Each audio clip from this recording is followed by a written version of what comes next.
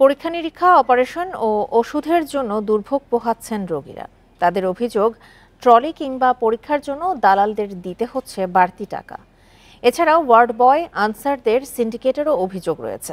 তবে হাসপাতাল কর্তৃপক্ষের দাবি, ওষুধ যন্ত্রপাতির সংকট থাকলেও রোগীদের দেয়া হচ্ছে সব সেবা। চট্টগ্রাম মেডিকেল কলেজ হাসপাতালের হৃদরোগ বিভাগের দৃশ্য এটি। মেঝে ও আশেপাশে শুয়ে আছেন এনজিওগ্রাম করতে আসা রোগীরা। দুটি মেশিন দিয়ে গড়ে ২০ থেকে ২৫ জন রোগীর এনজিওগ্রাম হতো। তবে ৪ বছর ধরে বিকল ক্যাথল্যাব মেশিন, এতে ভোগান্তিতে রোগীরা।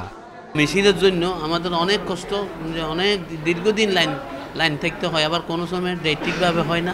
যদিও একটা মেশিন নষ্ট, যার কারণে হয়তো অনেকে কষ্ট পেয়ে থাকে। আমি চাই না কেউ কষ্ট পাক, যদি দ্রুত সম্ভব মেশিনটা ঠিক করুক। আগামী মাসে নতুন মেশিন স্থাপন হতে পারে বলে জানিয়েছে হাসপাতাল কর্তৃপক্ষ। এই মাসে অথবা আগামী মাসে ওই এনজিওগ্রাম মেশিনটা আমরা পেয়ে যাব ইনশাআল্লাহ। এনজিওগ্রাম মেশিনটা আসলে আমাদের বৃহত্তর চট্টগ্রামের লোকজন এটাতে অনেক উপকৃত হবে। দুর্ভোগের আরেক নাম বগুড়ায় শহীদ জিয়াউর রহমান মেডিকেল কলেজ হাসপাতাল। রোগীদের অভিযোগ, ফ্রিতে ট্রলি, ওষুধ ও পরীক্ষা নিরীক্ষার কথা থাকলেও টাকা ছাড়া মিলছে না সেবা। হুইল চেয়ার সেটাও পর্যন্ত পাচ্ছি না। সরকারি কর্মকর্তা তারা, কিন্তু তাদের যে কোনো একটা কাজের জন্য আমাকে টাকা পেইড করতে হচ্ছে। সেটা মোটামুটি হয়ে গেছে, এগুলো আমরা হয়তোবা সামনের মাস থেকে শুরু করতে পারবো। হ্যাঁ, তাহলে আরো ব্যাপক পরিসরে আমরা এই সার্ভিসটা দিতে পারবো, বিশেষ করে এই প্যাথোলজি সার্ভিসটা, মানে পরীক্ষার। একই চিত্র বরিশাল মেডিকেলেও। হাসপাতালের 3টি সিটি স্ক্যানের মধ্যে চালু রয়েছে একটি। এনজিওগ্রাম, এমআরআই, লেসিক যন্ত্রটিও অকেজো অবস্থায় পড়ে আছে। মন্ত্রণালয়কে চিঠি দিলেও মিলছে না সাড়া। একটা আছে আরেকটা নাই, দুইটা আছে একটা নাই, তাহলে কখনো সেবা হবে না। সবগুলো সমন্বয় যখন হবে তখনই ভালো সেবা হবে। সেই সমন্বয়টা আমাদের এখানে নেই। তারপর আমরা আমাদের সাধ্যমতো সেবা চালিয়ে যাচ্ছি। খুলনা মেডিকেলে পরীক্ষা নিরীক্ষার 51টি যন্ত্রপাতি অচল হয়ে পড়ে আছে। এছাড়াও অপারেশনের জন্য অপেক্ষা করতে হয় দীর্ঘ সময়। লোকবল সংকটের কারণে সেবা দিতে হিমশিমে চিকিৎসকরা। Tanzil Hasnat, independent news. এ নিয়ে আরো জানাতে বরিশাল থেকে যোগ দিচ্ছেন আমাদের সহকর্মী আল আমিন। আল আমিন, বরিশাল মেডিকেলে তো অনেক যন্ত্রপাতিরই সংকট দেখা যাচ্ছে। এই অবস্থায় চিকিৎসা কার্যক্রম চালাতে কি ধরনের প্রতিবন্ধকতা পোহাতে হচ্ছে?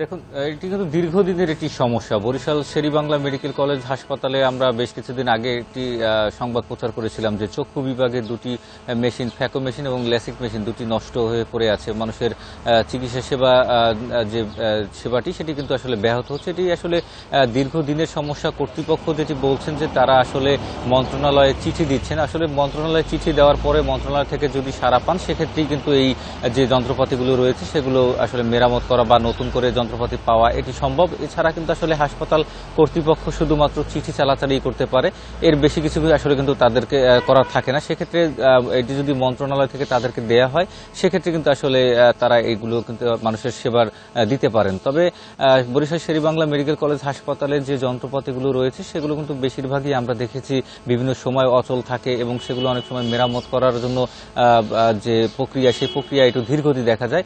এইরকমের কিন্তু আসলে বরিশাল শেরেবাংলা মেডিকেল কলেজ হাসপাতালে দীর্ঘদিন এই সমস্যাটি কিন্তু আসলে সমাধানের জন্য যে উদ্যোগ, সেই উদ্যোগ কিন্তু কর্তৃপক্ষ বারবারই নিচ্ছেন, কিন্তু আসলে এই সমাধান কিন্তু আসলে পাচ্ছেন না। হাসপাতালে যারা রোগী আসছেন তাদের যে দাবি, তারা বলছেন যে আসলে শুধু হাসপাতালে পরীক্ষা নিরীক্ষাই না, হাসপাতালে যে চিকিৎসক সংকট রয়েছে সেই চিকিৎসক সংকটও কিন্তু আসলে তাদেরকে মোকাবেলা করতে হয়। দীর্ঘ লাইনে দাঁড়িয়ে তাদেরকে চিকিৎসা নিতে হচ্ছে। একজন চিকিৎসকের পক্ষে প্রতিদিন 200 থেকে 250 রোগী দেখা কিন্তু আসলে একটি বিশাল ব্যাপার হয়ে দাঁড়ায়। আসলে যে প্রতিদিন কিন্তু বরিশাল দক্ষিণ অঞ্চলে যত রোগীরা রয়েছে তারা কিন্তু আসলে এই বরিশাল শেরেবাংলা মেডিকেল কলেজ হাসপাতালের বহির্বিভাগে চিকিৎসা নেন।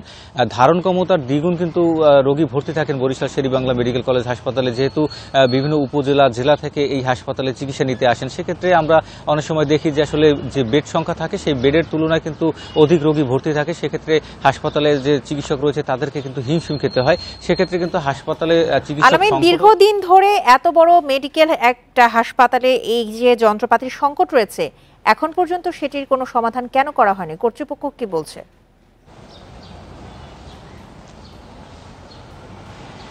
জি দেখুন, হাসপাতালের কর্তৃপক্ষের সাথে যখন আমরা কথা বলেছিলাম তাদের বক্তব্য হচ্ছে এরকমের যে আসলে অবকাঠামোগত উন্নয়ন যেমন প্রয়োজন আছে, জনবলের যেমন দরকার আছে, তেমনি কিন্তু এই যন্ত্রপাতিগুলোরও দরকার আছে। আবার যদি যন্ত্রপাতি থাকে, জনবল না থাকে, সেক্ষেত্রে কিন্তু এই যন্ত্রপাতি ব্যবহার করার মতো লোক থাকবে না। তাদের যে বক্তব্য হচ্ছে যে আসলে একটার সাথে আরেকটা কিন্তু জড়িত রয়েছে। এক্ষেত্রে যদি যন্ত্রপাতি দেওয়া হয়, সেটি পরিচালনার জন্য যে দক্ষ জনবল, সেই জনবল যদি না দেওয়া হয়, সেক্ষেত্রে কিন্তু আসলে এই যন্ত্রপাতিগুলো কিন্তু বিকল হয়ে পড়ে থাকে। এই যদি চক্ষু বিভাগের যে ল্যাসিক মেশিনটি রয়েছে সেটির কথা যদি আমি বলি, এটি কিন্তু আসলে পরিচালনার জন্য দক্ষ জনবলের অভাবেই কিন্তু এটি আসলে দীর্ঘদিন পড়ে থাকার কারণে কিন্তু নষ্ট হয়েছে। তাদের যে কথা হচ্ছে যে আসলে তারা বলছে যে মেশিন যাতে যদি হাসপাতালে পরীক্ষা নিরীক্ষার মেশিনগুলো যাতে যদি দেওয়া হয়, সেক্ষেত্রে কিন্তু সাথে দক্ষ জনবলও দিতে হবে এটি পরিচালনার জন্য। যদি সেগুলো দেওয়া হয়, সেক্ষেত্রে কিন্তু আসলে হাসপাতাল কর্তৃপক্ষ সাধারণ মানুষের যে বা রোগীদের যে সেবা, সেই সেবাটি তারা পৌঁছে দিতে পারবেন। বরিশাল থেকে জানাচ্ছিলেন আমাদের সহকর্মী আল আমিন।